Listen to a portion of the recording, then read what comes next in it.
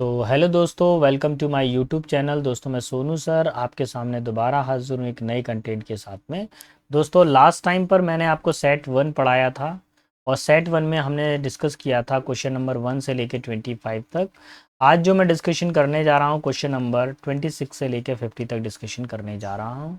और ये जो डिस्कशन होने वाला है प्रीवियस ईयर क्वेश्चंस का, जो हमारे पास में डेट है 10/12/2024 से। तो चलिए बिना समय गवाए हम अपने वीडियो को शुरू करते हैं। देखिए यहाँ 1 कंप्लीट कर लिया था, ये पूरा मैंने यहाँ अप टू कर लिया था मैंने कंप्लीट 25 तक। यहाँ तक मैं कंप्लीट कर चुका था लास्ट सेशन में। तो जो नया सेशन अभी हुआ है उसमें हम 26 से करने वाले हैं। तो ये रहा क्वेश्चन नंबर 1। अब देखिए जो अंडरलाइन किया गया है उस वर्ड का मीनिंग समझना है। Unless sales improve next month, जब तक अगले महीने तक सेल्स इंप्रूव नहीं हो जाती, the company will be in a critical position which failure seems imminent. Company एक ऐसी स्थिति के अंदर है जहां पर फेलियर होने की संभावना ज़्यादा है, यानी कि प्रॉब्लम में है कंपनी हमारे पास में। ठीक है, तो चलिए तो चेक करते हैं। पहला लेटर हमारे पास में डैम्प स्क्वीप। डैम्प स्क्वीप का मतलब क्या होता है? डिसअपॉइंटमेंट। क्या होता है? डिसअपॉइंटमेंट, निराशाजनक, डिसअपॉइंटमेंट या डिसअपॉइंटेड। हिटिंग द सेक का मतलब क्या होता है? नींद के लिए जाना, गो टू द बेड, सोने जाना। अब मेयर नेक्स्ट का मतलब क्या होता है? कि किसी भी चीज़ का भ्रम होना, हमारे पास में इल्यूजन होना। ठीक है। और अप अगेंस्ट द वॉल का मतलब क्या होता है? मुश्किल हालत में, इन ट्रबल या इन प्रॉब्लम कह सकते हैं। तो ऐसी स्थितियों के अंदर तो यही इसका आंसर होगा। कंपनी कैसे हालत में? मुश्किल हालत में। चलिए बढ़ता हूँ आगे की तरफ क्वेश्चन नंबर 27 पर। Online shopping refers to purchasing goods available on the world wide web which have a huge dash of product you can choose from. देखिए ऑनलाइन पर क्या है, वर्ल्ड वाइड वेब पर डब्ल्यू के ऊपर हमारे पास में ऑनलाइन शॉपिंग सेंटर्स हैं, ऑनलाइन कई सारी वेबसाइट्स हैं जिन पे जाकर हम अलग अलग तरह के प्रोडक्ट्स को ले सकते हैं। तो असाइनमेंट का मतलब तो हो गया स्कूल में हमको जो प्रोजेक्ट वर्क मिलता है, प्रोजेक्ट वर्क मिलता है, असाइनमेंट मिलता है, तो वो यही होता है। अच्छा इसमें क्या करते हैं? मूल्यांकन करते हैं। अप्रेजल का मतलब क्या होता है? मूल्यांकन करना किसी चीज़ का। असॉर्टमेंट का मतलब क्या होता है? किसी चीज़ को छांटना, या आप कह सकते हैं कि उसमें से कई सारी वैरायटी हैं, उन वैरायटी में से हम क्या करते हैं? सिलेक्ट करते हैं किसी चीज़ को, सिलेक्शन। असेसमेंट का मतलब भी क्या होता है? मूल्यांकन होता है, जिसको आप इवेल्युएट कहते हैं। क्या कहते हैं? इवेल्युएट कहते हैं।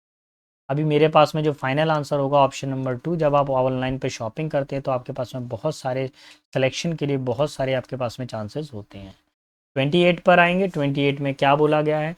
28 में बेटा आपको क्या करना है? एक्टिव वॉइस से पैसिव से एक्टिव वॉइस जाना है। तो मैं एक फार्मूला ड्रॉ कर रहा हूँ आपके सामने। अगर मैं फार्मूले को प्रॉपरली बना रहा हूँ तो देखिए ध्यान से, वाज वर्ग के साथ में क्या आ रहा है? बीइंग, और बीइंग के साथ में आ रही है थर्ड फॉर्म। ये एक्चुअली पेसिव वॉइस का फॉर्मूला है। और नाउ अब हमको किस में कन्वर्ट करना है? एक्टिव वॉइस में। तो जब एक्टिव वॉइस जब बनाएंगे तो पहले आएगा वाज या वर, और क्या आ जाएगी? वर्ब की फोर्थ फॉर्म आ जाएगी। तो शुरू करें। वाज वर बीइंग, ये पेसिव वॉइस है, हमको एक्टिव वॉइस ढूंढना है। यहाँ पर हैव हेल्प्ड आ रहा है, गलत है फर्स्ट वाले में। सेकंड वाले में केवल हेल्प्ड आ रहा है, गलत है। थर्ड वाले में फाउंड आ रहा है, गलत है। फोर्थ वाले में वर हेल्पिंग आ रहा है, जो कि करेक्ट है। यही हमारा आंसर होना। क्लियर? तो ऑप्शन नंबर 4 हमारा फाइनल आंसर हो जाएगा। 29 पर आइए। 29 में क्या दिया हुआ है? It is terrible that education system all over the world are being held in captivity due to poverty and both are governmental and family levels, despite the fact that the education is claimed to be so important for human progress and that dash of the global economy. देखिए बोल रहे हैं कि education जो system है पूरे संसार भर में जो है व्याप्त है, और इस एजुकेशन सिस्टम के अंदर एक प्रॉब्लम है जिस वजह से एजुकेशन सिस्टम पीछे की तरफ हट रहा है, वो है पॉवर्टी। अब पॉवर्टी सरकार की तरफ से भी हो सकती है, फैमिली लेवल्स की तरफ से भी हो सकती है। एजुकेशन एक बहुत इंपॉर्टेंट चीज़ है मानव की तरक्की के अंदर, और इसको क्या करना चाहिए? सुधारना चाहिए। डिवास्ट का मतलब होता है डिस्ट्रैक्ट कर देना चाहिए, नष्ट कर देना चाहिए, तो ये तो होगा नहीं। एब्रोगेट का मतलब होता है कोई प्रोसेस चल रहा है और उसको अचानक से बीच में रोक दिया, तो ये भी नहीं होगा। डिसमेंटल्ड का मतलब क्या होता है? डिवाइड करना, अलग अलग करना, ये भी नहीं होगा। एक ही लास्ट है हमारे पास में, रिवाइटलाइज, मतलब उसको मतलब उसके अंदर दोबारा से एनर्जी भर देना, री एनर्जी, दोबारा से उसके अंदर एनर्जी डालना, यानी उद्धार करना। सो ऑप्शन नंबर 1। ठीक है, एक मिनट मैं कैमरे को थोड़ा सेट वो कर दूँ मैं, इसमें से किसी का कॉल नहीं आया। एक कॉल आ रहा था बच्चों का। क्वेश्चन नंबर 30 पर आइए। 30 में आपको क्या करना है, आपको स्पीच को चेंज करना है, डायरेक्ट नरेशन में बनाना है। तो मैं आपको एक चीज़ बताऊं, जब सेंटेंस हमारे पास में इनडायरेक्ट नरेशन में हो, वाज या वर दिया हो, तो जब मैं वाज या वर का डायरेक्ट नरेशन बनाऊंगा तो मेरे को क्या बनाना पड़ेगा, वाज वर का डायरेक्ट नरेशन क्या होता है, इज एम आर होता है। तो शुरू हो जाइए, यहाँ वाज आ रहा है, हमको उसका डायरेक्ट नरेशन चाहिए इज एम आर। यहाँ वाई डोंट, ये गलत होगा। एम के साथ में आई आ रहा है, थोड़ा सा होल्ड करेंगे। आर के साथ में यू आ रहा है, इसको भी होल्ड करके रखेंगे। इसके साथ में ई आ रहा है, इसको भी होल्ड करके रखेंगे। यानी कि पहला वाला हटाए, बाकी सारे के सारे ऑप्शन वहीं पे वैसे के वैसे ही रखे हुए। तो शी आस्क्ड मी, उसने मुझसे कहा, why I was not eating, कि मैं भोजन क्यों नहीं कर रहा हूँ। तो ये तो हो गए क्या हमारे पास में इनडायरेक्ट स्पीच। डायरेक्ट में कैसे बोलेंगे, ही आस्क्ड मी, उसने मुझसे कहा कि तुम भोजन क्यों नहीं कर रहे हो। तुम भोजन क्यों नहीं कर रहे हो यानी कि यू, क्या आएगा यहाँ पर, यू आएगा। Option number 3 will be my final answer. ठीक है, चलिए बढ़ता हूँ क्वेश्चन नंबर 35 पर। और 35 में क्या दिया हुआ है उसको देख लेता हूँ। I have known her for many years, मैं कई वर्षों से उसको जानता हूँ। This time she took unusual decision in the prejudiced way. देखिए, कभी भी ऐसा सेंटेंस आए तो सीधा आर्टिकल की एरर देखा करें, सीधा जाते सही। अगर आपके पास में आ से लेके अंधा तक आ रहा है तो आप यूज़ करने वाले हैं एन का। वहीं का से लेके अगर ज्ञात तक आ रहा है तो आप यूज़ करने वाले हैं ए का। शुरू हो जाइए भाई आर्टिकल ढूंढना। आई have known her for many years, यहाँ पे कोई दिक्कत नहीं है। दिस इज टाइम टू शिक अनयूजुअल, अनयूजुअल में किसकी आवाज़ आ रही है, आ की। एन आना चाहिए, बिल्कुल सही है। डैश डिसीजन इन एन अन, अन में आ की आवाज़ आ रही है तो एन आना चाहिए, पहला वाला कैंसिल हो गया। दूसरे वाले में देखते हैं, I have known her for many year, this time she took, an आ रहा है, बिल्कुल सही है। अनयूजुअल में आ की आवाज़ आ रही है। अनप्रोजुडाइज्ड, इसमें भी आ की आवाज़ आ रही है और हम एन का यूज़ कर रहे हैं, ये सही है। चलिए तीसरा वाला और चेक करें। This is time she took A unusual, ये गलत हो गया। फिर देखिए, आई have known for many many year she took, यहाँ पे कोई आर्टिकल ही नहीं आ रहा तो गलत है। केवल ऑप्शन नंबर 2 है जो बिल्कुल सही बैठ रहा है हमारा। ठीक है, आगे देखिए आपको क्या बताना है, पास्ट कंटिन्यूस टेंस। अच्छा, पास्ट कंटिन्यूस टेंस की पहचान क्या होती है, वाज वर के साथ में फोर्थ फॉर्म आता है। यहाँ पे सेकंड फॉर्म आ रहा है, ये पास्ट इंडेफिनिट टेंस है, गलत हो गया। वुड हैव आ रहा है, ये मॉडल का पार्ट आ रहा है, ये भी गलत हो गया। शैल बी आईएनजी आ रहा है, फ्यूचर कंटिन्यूस टेंस आ रहा है, गलत हो गया। वाज वर के साथ में फोर्थ फॉर्म आ रही है, ये बिल्कुल सही है। ठीक है, 33 पर आ जाइए। आपको एक्टिव वॉइस बनाना है। एक्टिव वॉइस कैसे बनाएंगे, बहुत ध्यान से देखेंगे। सबसे पहली बात, आप पेसिव वॉइस को समझिए। पेसिव वॉइस में क्या क्या दिया हुआ है, इज एम आर वर्ब की थर्ड फॉर्म। और जब एक्टिव वॉइस बनाएंगे तो वाज वर्ब की फर्स्ट फॉर्म या फिफ्थ फॉर्म हो जाता है। इज एम आर आ रहा है, इज एम आर के साथ में थर्ड फॉर्म आ रही है, तो ये हमारे पास में पेसिव वॉइस दिया हुआ है। एक्टिव वॉइस बनाते समय वर्ब की फर्स्ट फॉर्म होना चाहिए। यहाँ पर हैज़ आ रहा है, हैज़ के साथ में थर्ड फॉर्म आ रही है, गलत है। यहाँ पर हैज़ बीन आ रहा है जो कि गलत है हमारे पास में। नेक्स्ट यहाँ पर इज़ सिंगिंग आ रहा है, आईएनजी आ रहा है जो कि गलत है। और यहाँ पर सिंग्स आ रहा है जिसमें फिफ्थ फॉर्म लगी हुई है, ये बिल्कुल सही है, ऑप्शन नंबर 1। क्लियर, बढ़े आगे की तरफ। 33 वाला हमने सॉल्व किया, हमारा फाइनल आंसर यही है। देखिए, आई एम बिज़ी, मैं बहुत ज़्यादा बिज़ी हूँ, मैं काफ़ी बिज़ी हूँ, यही होना चाहिए। तो कुछ बिज़ी ये तो नहीं होगा, फ्यू का मतलब होता है कुछ। क्वाइट का मतलब, इसका मतलब होता है शांत, कोई चीज़ क्या हो शांत। टाइडली का मतलब क्या होता है, कोई चीज़ क्या हो प्रॉपरली, प्रॉपरली अरेंज्ड, जो बिल्कुल ऑर्डर में हो, सारी की सारी चीज़ें बिल्कुल सही हो। क्वाइट का मतलब क्या होता है, काफ़ी, है ना, इनफ। तो आज वो क्या है, बहुत ज़्यादा बिजी है, तो यही आंसर हो जाएगा ऑप्शन नंबर 2। क्लियर। 35 पर आते हैं। 35 में क्या दिया हुआ है, 35 में आपको एक्टिव वॉइस बनाना है दिए गए सेंटेंस का। तो पहले पेसिव वॉइस जानिए क्या लिखा हुआ है, हैड बीन और वर्ब की थर्ड फॉर्म है। मैं यहाँ पे स्ट्रक्चर बना रहा हूँ। अगर आपके पास में हैड बीन आ जाए और थर्ड फॉर्म आ जाए तो दिया गया स्ट्रक्चर होता है पेसिव वॉइस का। एक्टिव वॉइस बनाते समय आपको चाहिए केवल हैड प्लस वर्ब की थर्ड फॉर्म। क्या चाहिए, हैड प्लस वर्ब की थर्ड फॉर्म चाहिए आपको बस इसमें। तो यहाँ पे देखिए हैड बीन ऊपर है, तो यहाँ पर भी हैड बीन दिया गया है, गलत है। यहाँ पर हैड के साथ में वर्ब की थर्ड फॉर्म दी गई है, ठीक है, अभी इसको होल्ड करके रखते हैं। यहाँ इनवाइटेड दिया गया है, केवल सेकंड फॉर्म दी गई है, गलत है। यहाँ वाज इनवाइटिंग दिया गया है, ये भी गलत है, केवल एक ही ऑप्शन सही है, ऑप्शन नंबर 2। क्लियर? बढ़े आगे की तरफ, क्योंकि उसके अंदर हैड प्लस V3 आ रहा है।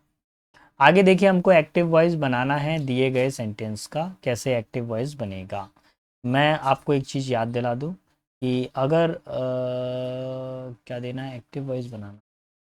अच्छा, क्वेश्चन में पेसिव वॉइस दिया हुआ है। पेसिव वॉइस में बोला गया अगर इज एम आर के साथ में नॉट आ जाए तो पेसिव वॉइस, सो ये पेसिव वॉइस है। एक्टिव वॉइस बनाएंगे तो क्या हो जाएगा, डू या डज के साथ में क्या आएगा, नॉट आएगा। ठीक है, तो मेरे को क्या करना है, डू डज के साथ में क्या लगाना है, नॉट लगाना है। यहाँ पे आर नॉट दिया हुआ है, गलत है। यहाँ पे केवल विल नॉट दिया गया है, गलत है। यहाँ पे डिड नॉट दिया गया है, गलत है। ऑप्शन नंबर थर्ड ही मेरा राइट आंसर होगा, डू नॉट वाला। ठीक है, 36 पर आते हैं। 36 में क्या बोला गया है, Raju said that stay back. Raju ने कहा कि पीछे रहिए।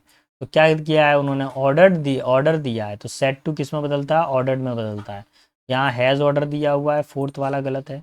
थर्ड वाले में ऑर्डर्स दिया गया है, गलत है। हैड ऑर्डर दिया गया है, जो कि गलत है। केवल एक ही ऑप्शन है जो बिल्कुल सही है, ऑप्शन नंबर 1, ऑर्डर्ड। यही हमारा फाइनल आंसर। ठीक, बढ़ता हूँ आगे की तरफ नेक्स्ट क्वेश्चन में। Some students are known to grow wise early. कुछ बच्चे क्या होते हैं, जल्दी ही बड़े हो जाते हैं।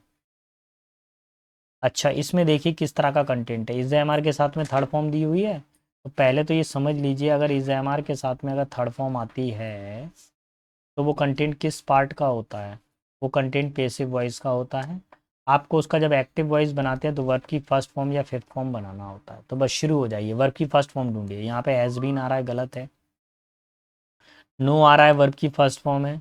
यहाँ पे नो आ रहा है, वर्ब की फर्स्ट फॉर्म है। यहाँ पे नो आ रहा है, वर्ब की फर्स्ट फॉर्म है। लेकिन एक चीज़ का ध्यान रखिए, सम स्टूडेंट्स आपके पास में क्या है, सम स्टूडेंट्स होना चाहिए सभी सेंटेंस के अंदर। यहाँ पे केवल स्टूडेंट्स आ रहा है, फोर्थ वाले में गलत है। यहाँ थर्ड वाले में केवल स्टूडेंट्स आ रहा है, गलत है। सेकंड वाले में सम स्टूडेंट्स आ रहा है, जो कि हमारा सही आंसर है, ऑप्शन नंबर 2। क्लियर? बढ़ता हूँ आगे की तरफ, नेक्स्ट क्वेश्चन की तरफ पे। अगला क्वेश्चन क्या बोल रहा है, 39 पे बोला गया है, she said I have finished my work. Indirect speech बनानी है। आपको मालूम है हैज़ हैव डायरेक्ट स्पीच है, और जब इनका इनडायरेक्ट क्या होता है, इनमें क्या लगता है, हेड लगता है। ये ऊपर डायरेक्ट स्पीच है, ये इनडायरेक्ट स्पीच है, तो हैज़ है बदलेगा हेड में। शुरू हो जाइए। यहाँ पे हैज़ आ रहा है, गलत है। यहाँ विल आ रहा है, गलत है। वुड आ रहा है, गलत है। यहाँ हैड आ रहा है। दिया गया सेंटेंस बिल्कुल सही है, यही आंसर होगा, ऑप्शन 1।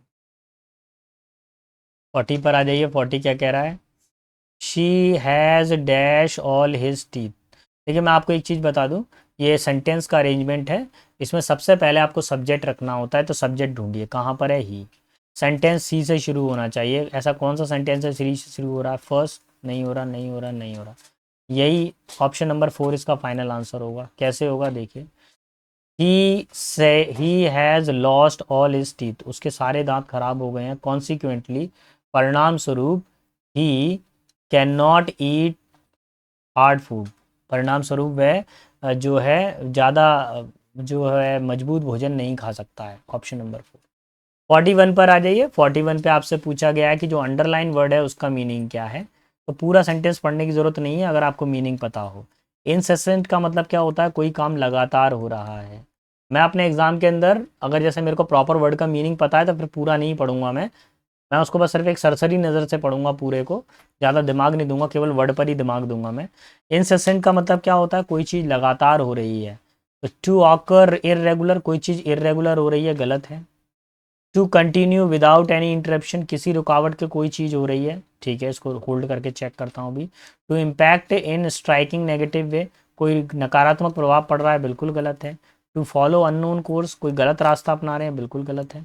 ऑप्शन नंबर 2 ही सही है, जिसका मतलब होता है कोई काम बिना रुके लगातार चल रहा है।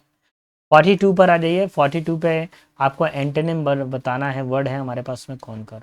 कॉनकर का मतलब क्या होता है, जब आप किसी से सहमत होते हैं, ठीक है। अच्छा, मैट का मतलब तो मिलना होता है किसी से। रेसिस्ट का मतलब क्या होता है, आप किसी के खिलाफ होते हैं, अगेंस्ट होते हैं। डिफ़िकल्ट का मतलब होता है कोई चीज़ कॉम्प्लेक्स है, जटिल है। फाउंड का मतलब होता है कोई चीज़ प्राप्त होना, गॉट। तो अभी हमको क्या चाहिए, कोई व्यक्ति एग्री है हमसे, सहमत है, हम उसके अपोजिट हैं, तो रेसिस्ट कर रहे हैं उसको, ऑप्शन नंबर था, ठीक है। 43 पर आइए। 43 में क्या बोला गया है, आपको एरर निकालनी है दिए गए सेंटेंस में से। ही विल हैज़, विल के साथ में कभी हैज़ लगता है क्या, कभी देखा है आपने, नहीं। विल के साथ में क्या लगता है, हैव लगता है, और हमारा आंसर लगेगा ऑप्शन नंबर था। क्लियर। चलो दोस्तों, अगर आपको मेरा पढ़ाना पसंद आ रहा है तो प्लीज़ चैनल को लाइक शेयर सब्सक्राइब करना ना भूलिएगा। और एक ज़रूरी चीज़, मैं अपना जो वीडियो है थोड़ा सा फास्ट स्पीड में रखता हूँ, जानबूझ के उसको फास्ट स्पीड में रखता हूँ, क्योंकि आपका एग्ज़ाम आने वाला है, और एग्ज़ाम में जो आपको स्पीड चाहिए वो मेरे जैसी ही स्पीड चाहिए। मैं यहाँ पर 1 मिनट के अंदर एक क्वेश्चन या आधे आधे मिनट के अंदर एक क्वेश्चन को सॉल्व करने की कोशिश कर रहा हूँ, आप भी उसी तरीके से एग्जाम में करिएगा। तो शुरू हो जाइए। मैंने आपसे जब भी बोला कभी भी ऐसे सेंटेंस आ जाएं चारों में एरर निकालनी हो, वो सेंटेंस 101% आर्टिकल चैप्टर का होता है। आर्टिकल चैप्टर का एक छोटा सा रूल याद रखिए, आ से अंधा तक अगर आएगा तो एन का यूज़ करेंगे, और का से लेके अगर ज्ञा तक आएगा तो आप ए का यूज़ करेंगे। तो शुरू हो जाइए, कैसे करेंगे। ट्रोल में ए ट्रोल यहाँ तक ठीक है, ए बॉय ठीक है। Shared in on social media. An big laughter, big में बाकी आवाज आ रही है और एन का यूज किया जा रहा है, गलत है। द ट्रोल ठीक है यहाँ पर, ए बॉय ठीक है। An social media, social media में सा की आवाज आती है, ये गलत है, तो ए आना चाहिए यहाँ पे, ए सोशल मीडिया होना चाहिए था। एन ट्रोल, एन ट्रोल में टा की आवाज आ रही है, तो ये गलत हो गया, थर्ड वाला। एक ही ऑप्शन है जो करेक्ट होगा, option number 4, the troll the boy shared on social media created a big laughter. तो आंसर नंबर 4 ही मेरा फाइनल हो जाए, ठीक है। लिख देता हूँ यहाँ पे ऑप्शन नंबर, क्या हुआ क्या हुआ, ऑप्शन नंबर, अरे महाराज 1 मिनट रुक जाओ बस, 1 मिनट रुक जाओ बस। हम्म तो यह भी हमारा आंसर क्या होने वाला है यहाँ पर। अच्छा, ऐसा कुछ हो रहा है क्या इसमें, अब ठीक है। Option number 4 will be my final answer. Clear. 45 पर आइए। 45 क्या कह रहा है, 45 में आपको इनडायरेक्ट स्पीच बनानी है, तो बस शुरू हो जाइए। फॉर्मूला आपको पता होना चाहिए कि एक ज़रूरी चीज़, कि जब भी कभी क्वेश्चन मार्क आता है तो इफ़ का यूज़ किया जाता है और आस्ट का यूज़ किया जाता है। यहाँ पे दैट आ रहा है, फर्स्ट कैंसिल। फोर्थ वाले में दैट आ रहा है, फोर्थ वाला कैंसिल, ठीक है। डू डज कभी भी आ जाए आपके पास में, तो डू डज का हमेशा बदलाव होता है वर्ब की सेकंड फॉर्म में, इसमें बदलते हैं सेकंड फॉर्म। तो यहाँ पे फर्स्ट फॉर्म दी गई है जो कि गलत है, यहाँ पे सेकंड फॉर्म दी गई है जो कि राइट है। So option number 3 will be my final answer. Clear. अब बोला गया है I am feeling a bit under the weather, इसका मतलब क्या होता है, बीमार महसूस होना। कैसा महसूस होना, बीमार, बीमार महसूस होना, ठीक है। तो अब इसको कैसे सॉल्व करेंगे। फीलिंग एंग्री, गुस्सा महसूस होना। फीलिंग एनर्जेटिक, ताकतवर महसूस होना, नहीं। फीलिंग स्लाइटली इल, थोड़ा सा बीमार महसूस होना, यही इसका आंसर ऑप्शन नंबर था। फीलिंग लेजी और बोर्ड, लेजी और बोर फील होना, बिल्कुल गलत, ठीक है। 47 पर आ जाइए। 47 पे एंटेनिम आपको बताना है, दिए गए वर्ड का क्या एंटेनिम होगा। एडमोनिश का मतलब क्या होता है, किसी को डांटना, स्कॉल्ड, स्कॉर्न, ठीक है, रिप्रीमेंड। अब अबेटमेंट का मतलब क्या होता है, किसी को भड़काना, किसी की लड़ाई को भड़काना। इंसाइट, टी बनाए बेटा ये, इंसाइट। एप्लॉड का मतलब होता है किसी की प्रशंसा करना, एडमायर करना, प्रेस करना। Admire, press, यूलॉजी। अबाइड का मतलब क्या होता है, किसी के नियमों का पालन करना, फॉलो करना किसी को। अच्छा, एसीड का मतलब क्या होता है, मान लेना या सहमत होना, किसी से सहमत होना या मान लेना। अभी हमको क्या बोला गया, हमको डांटा गया है, और दूसरी तरफ टीचर ने हमारी, एक बार टीचर ने डांटा जब हमने होमवर्क याद नहीं किया, और दूसरे दिन जब हम होमवर्क याद कर कर आए तो टीचर ने हमारी प्रशंसा की। सो option number 2 will be my final answer. Clear. चलिए 48 पर आइए। 48 में क्या दिया गया है, that accident happened a long time एगो, वो एक्सीडेंट बहुत समय पहले हुआ था, but I have शिवर्ड at the thought of it ईवर, even ईवर so, ईवर so word कभी नहीं होता है, ईवर सिंस होता है हमेशा। क्या होता है? ईवर, ईवर फॉर नहीं होता, ईवर सिंस होता है। तो फॉर को हटा के क्या लगाएंगे? सिंस। आंसर लगेगा ऑप्शन नंबर 1। ठीक है, अब 49 पर आते हैं जल्दी से जल्दी।